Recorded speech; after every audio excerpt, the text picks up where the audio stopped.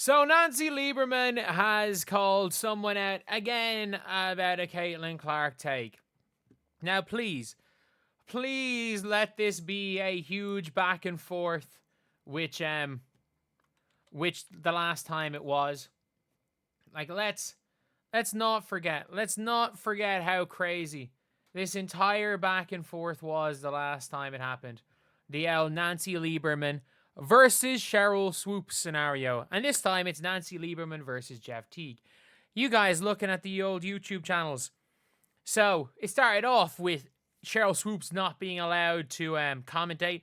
Then Nancy Lieberman snapped. Then Cheryl Swoops started calling out Adrian Ross. It was the wrong Adrian Ross. And Swoops started leaking text. Then Nancy Lieberman goes off. Then Stephen A. Smith brings on Nancy Lieberman. Then Cheryl Swoops started accusing Nancy Lieberman of things. And Stephen A. Smith kept getting involved. And man, this paid my damn mortgage for a while. This was paying my mortgage. And now Nancy Lieberman is back. This time calling out Jeff Teague. And you know Jeff Teague's going to respond. Let's take a listen. I don't agree with Jeff Teague, who I read something today said that, Caitlin Clark, well, she's just a good player. Look, at the end of the day, it's what happens when players get injured or if one thing goes wrong. Like, let's be real. Luka Doncic in 20 I'm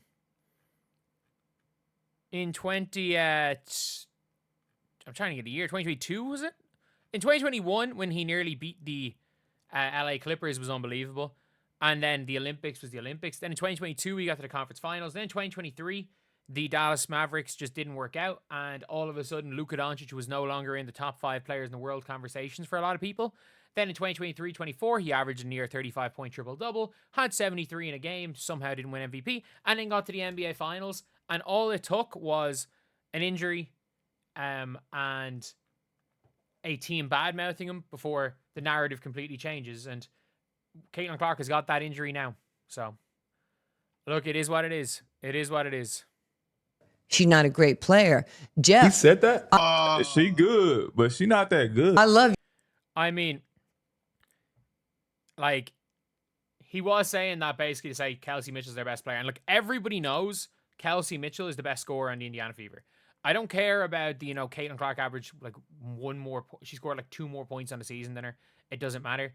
Kelsey Mitchell is a better scorer than Caitlin Clark. We know that. But your best scorer is not always your best player. Kelsey Mitchell is a one-dimensional gunner who is a better scorer than Caitlin Clark. Caitlin Clark is a better defender. She's a better rebounder. She's a better passer. She frees up players better. Ironically, Caitlin Clark makes Kelsey Mitchell's life much easier. And Caitlin Clark makes Kelsey Mitchell an even better scorer. And if you're going to argue that someone not named Caitlin Clark is the best player in the Indiana Fever, that player is Aaliyah Boston, because Aaliyah Boston now does everything. She's faster, she's stronger, she's fitter than she was last year. She's a better passer. Scoring-wise, she's there or thereabouts with Caitlin Clark, and her overall impact in the game is huge. Like, if you want to argue Aaliyah Boston's better than Caitlin Clark, I don't agree with you, but there's an actual argument to be had there. Aaliyah's that good. If you want to argue Kelsey Mitchell, I don't even think there's much of an argument for Kelsey Mitchell over Aaliyah Boston, if we're being honest.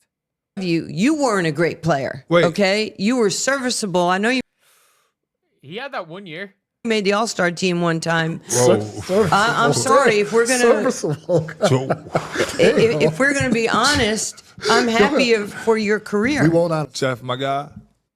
Damn. But you tripping. And one of the things I'll always say is that basketball is circumstance and like fit as much as anything. Like, the funniest part about all this is who is the more skilled and talented basketball player between Michael Beasley and Jeff Teague? It's Michael Beasley, and it's not even close. Like, there's never probably been,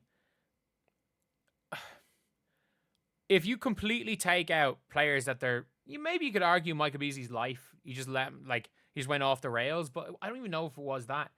I don't think there's ever been like without nearly dying, like, outside of the cocaine era of the NBA, I don't think there's been a player that has had as much talent as Michael Beasley and has been as probably disappointing for his career, even though he made so much money and he's so damn good right now. Caitlin's great. She is great. So yeah, we've seen Nancy Lieberman is obviously from the Big Three. She wants all the smokes. Teague versus Caitlin 1v1. Jeff Teague, if they played to 100, Jeff Teague might drop 100 in a row. Caitlin Clark better score 100 points straight, because once Jeff Teague touches the ball, if he really wants to, he scores 100 points in a row. That's not a knock on Caitlin Clark. Caitlin Clark is absolutely more important for the sport of basketball and better in her respective sport than Jeff Teague ever was. But let's be honest. Like it is what it is. Jeff Teague was absolutely a top 30, 40 player at his peak in the NBA. And like, let's just go for an example as tennis, where players are ranked. If the 30th or 40th player at 40, what age is Jeff? Jeff Teague's not even 40, is he?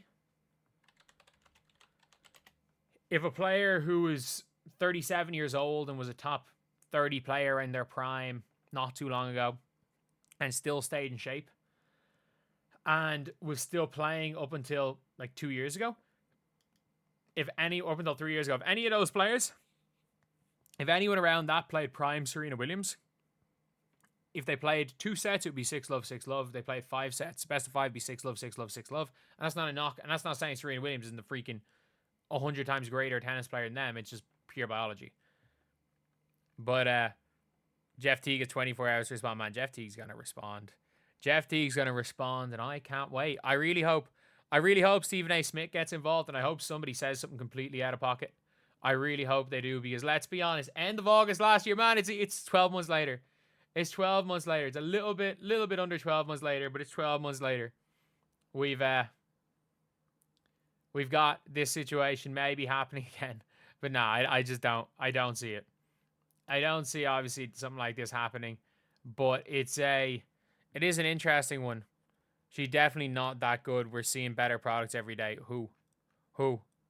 Like, Paige Bueckers can go and cook someone in a loss every single game. Like, Paige Bueckers, in fairness, Paige Bueckers is a better highlight tape than Caitlin Clark. Oh, maybe she doesn't. But, like, Paige is a better handle. She has a better handle, I'll give you that. She's got a better handle than Caitlin Clark, but, like, we're not out here judging players by their handle now, are we?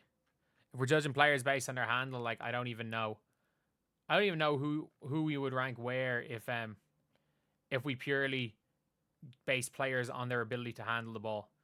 But yeah, it's an all-around interesting one. It is an interesting one seeing this, but like, yeah, it will be fun to see whether or not what's his name, or like Caitlin Clark come back good, or how long it'll take if Caitlin Clark maybe doesn't come back fully this season. Will it be a case that Caitlin Clark is where you've kind of got to wait for a year before she can shut people up? Because obviously it's a big difference when it comes to Caitlin Clark now than a year ago, because a year ago she was like in the midst of one of her best spells of basketball ever, for being honest. So anyway, yeah, that is the video. Let me know what you guys are thinking in the comment section below. And as always, thank you guys for watching. Please like, comment, and subscribe.